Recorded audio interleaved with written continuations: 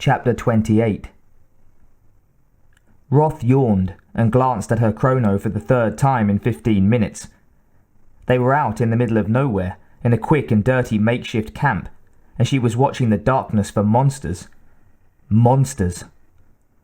Life sure wasn't what you expected, at least never for more than a few minutes at a time. The suns would be coming up soon, which meant her shift was about done. In the dim pre-dawn light, she leaned against Ackland's AV and whistled softly for Creep.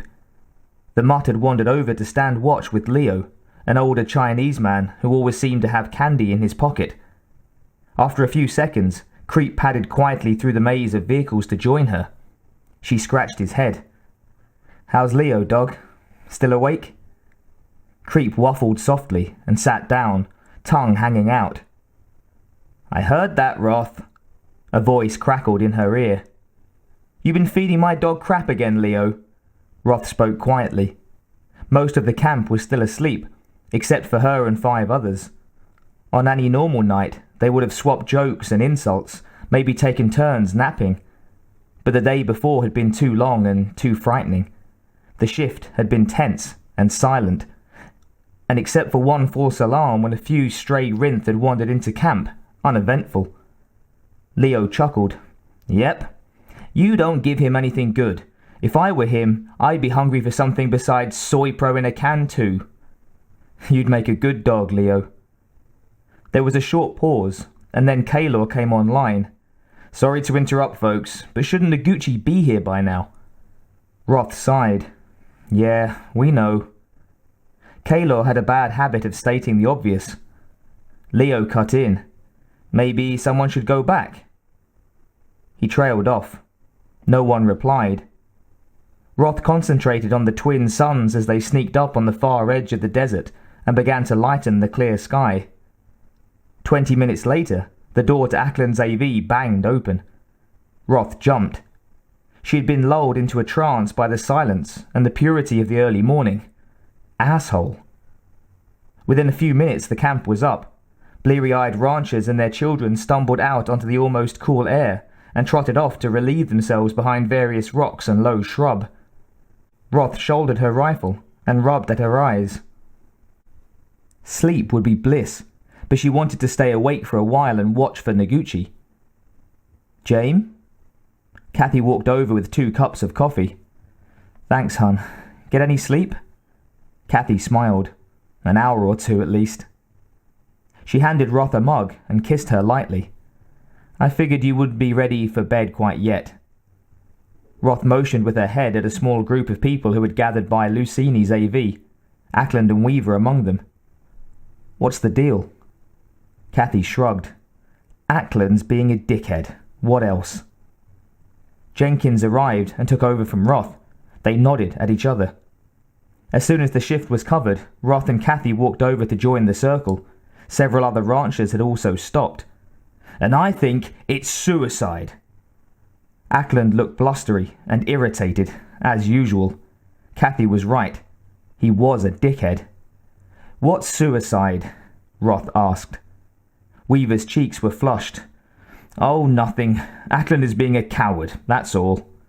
"Bullshit," said Ackland. "There's nothing we can do until the Marines show up, that's all. If one of you wants to go back and get killed, well, that's fine by me." Paul Lucini spoke up. He didn't talk much, but people tended to listen when he did. "The Marines might take a while, Ackland." Kathy stepped in. "In the meantime, she could be hurt or in need of help. Those are the chances she took when she accepted the job," said Ackland. His voice was now patronizing and slow, as if he were addressing children. "The Chigusa Corporation is responsible for the safety of the colonists, not the other way around." A red haze seemed to settle over everything for Roth. She took a deep breath, tried to control it, but something snapped while Ackland spoke. "You bastard!" She stepped forward and poked him in the chest with one trembling finger. "You can't shove this off on the company.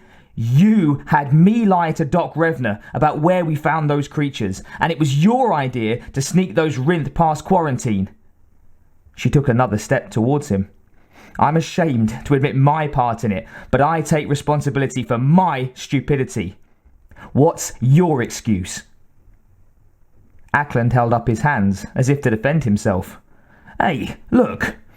You know what a hard-ass Noguchi is, right? He searched the assembled ranchers for support. I was just trying to protect my investments.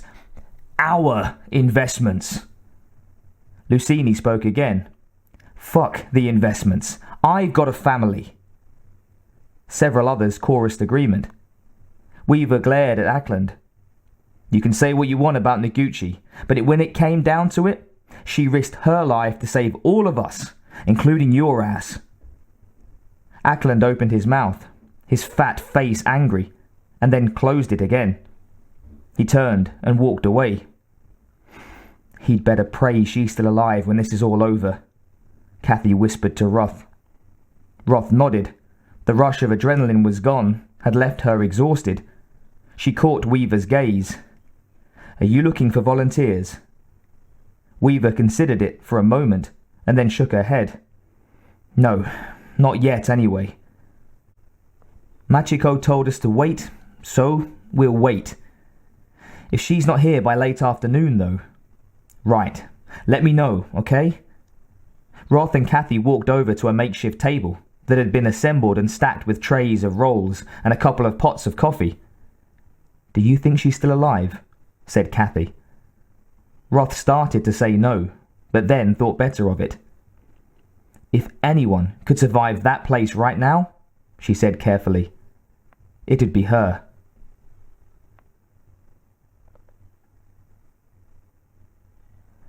Dawn had come.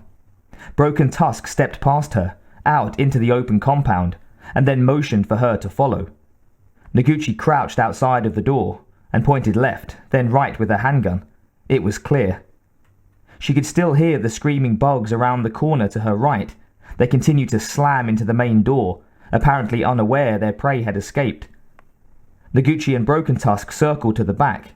From behind them, Noguchi heard several loud cracks as the door finally gave up the fight. Looks like they got tired of waiting for us to let them in. Broken Tusk glanced back at her. She pointed forward, and he moved on. Noguchi covered the rear as they headed to the other side of the ops building. They hurried, but didn't run. She took her cues from the warrior. He had dealt with these things before, and he stepped cautiously. In spite of the situation, part of Noguchi could appreciate the dawn. The compound was illuminated softly by the early light, so unlike the Prosperity Wells she had known, harsh and glaring. It seemed tranquil and cool, like a dream. Or a memory. Pay attention here, Noguchi. Daydream when you don't have to worry about being eaten. Good thought, but a little late. She didn't see the thing until it was almost on top of her.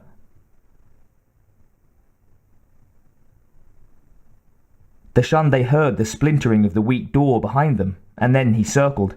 He wasn't sure what the Uman warrior had planned, but he knew what he needed to know, and it was simple. Kill everything that got in their way. The Uman pointed past him, and then turned its back again. It watched for threats from the rear. Dashunde glanced upward, and then went on. They should step a little faster. The drones would run through the Uman structure quickly, and then come back out. They were stupid, but good at finding live meat. Dashunde heard a cry from above, and looked up again. Too late. A single drone howled and jumped, its long body twisted in the air. It landed behind him, in front of the Uman. Noguchi spun. The hellish creature reached for her. She whipped her arm around, tried to aim, no time, fired. Missed. The nightmare bug towered over her, shrieking. Slime dripped from its metallic jaws. Its huge mouth opened, exposed a set of inner teeth, razor sharp. Noguchi stumbled backward as the inner jaws snapped forward and smacked into her chest. Something ripped. Hot pain seared her skin, blood flowed. She shoved the gun like a punch as the creature prepared to leap. Before she could pull the trigger, the bug convulsed and shuddered wildly. A thick silver blade had suddenly appeared in the middle of its segmented torso. The thing's acid blood sprayed across the dusty floor, flowing towards her. Noguchi passed out.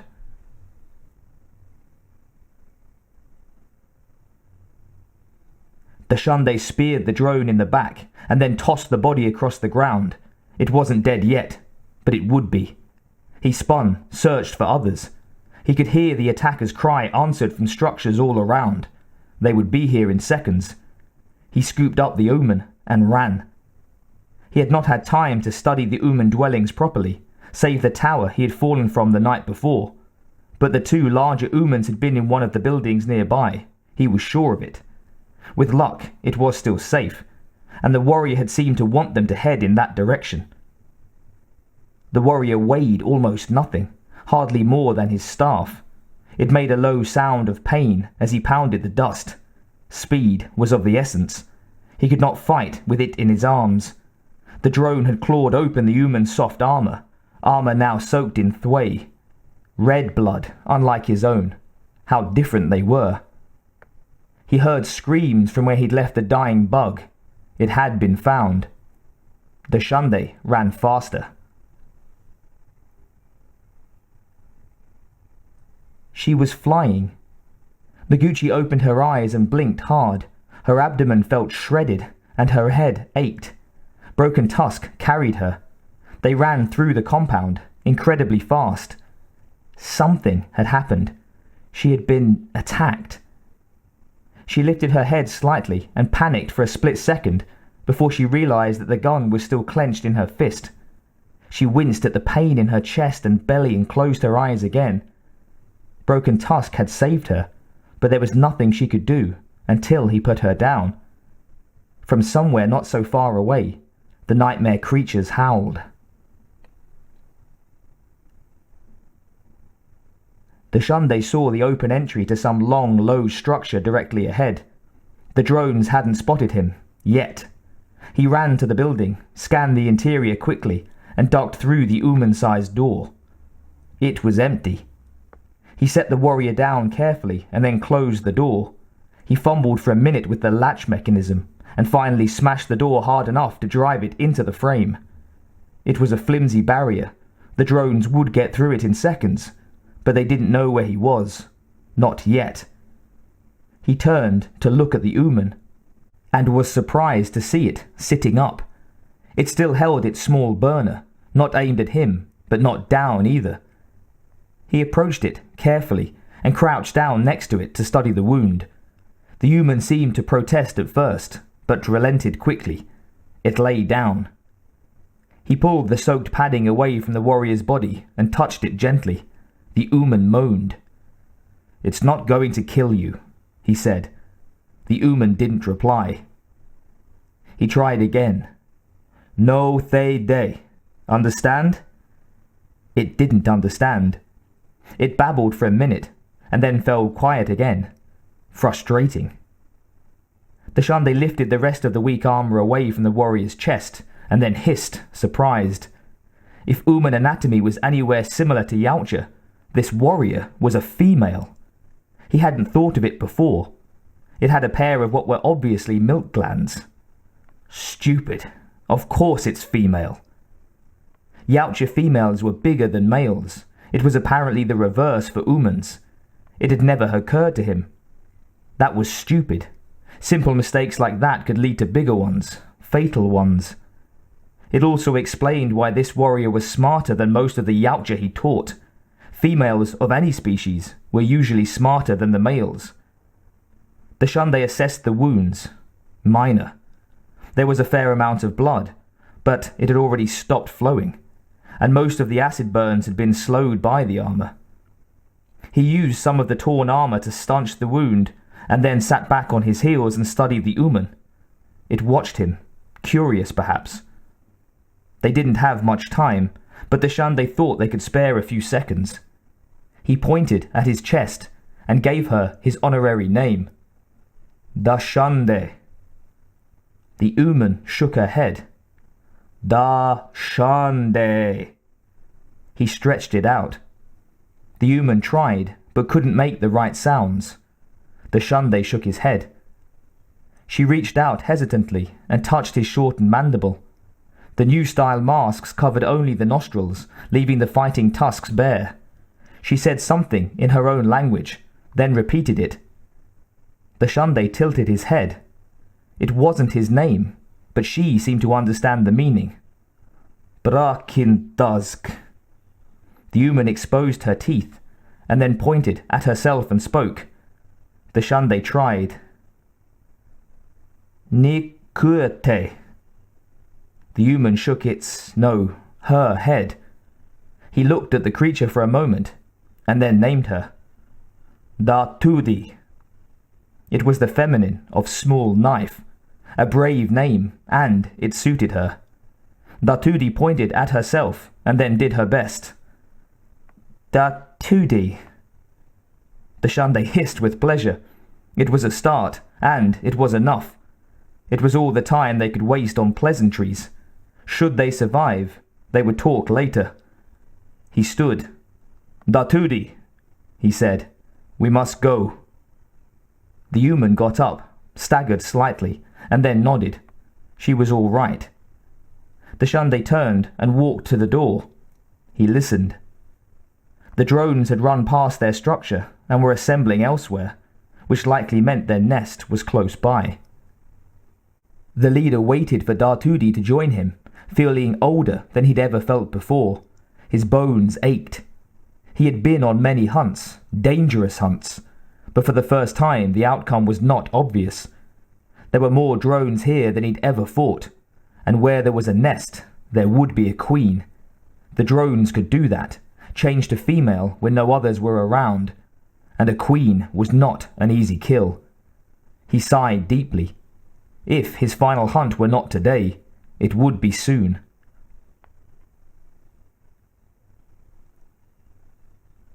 Noguchi got to her feet carefully and fought off dizziness. Broken Tusk started to reach towards her, but she nodded and held up a hand. The wounds weren't as bad as she'd feared.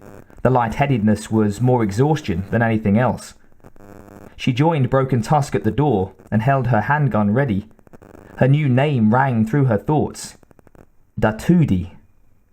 If someone had told her a year ago that she'd be fighting XTs with an alien warrior, the fate of 100 people on their shoulders, she would have laughed for a week. As it stood, she allowed herself a tight grin. It was actually pretty funny. She'd laugh later, if there was time, if she woke up. Noguchi motioned at the door, then pointed towards the south, where the lector sat. Broken Tusk tilted his head to one side in agreement. Next thing you know, we'll be talking philosophy. Broken Tusk growled something at her, and then pushed her back from the door slightly. He had jammed it.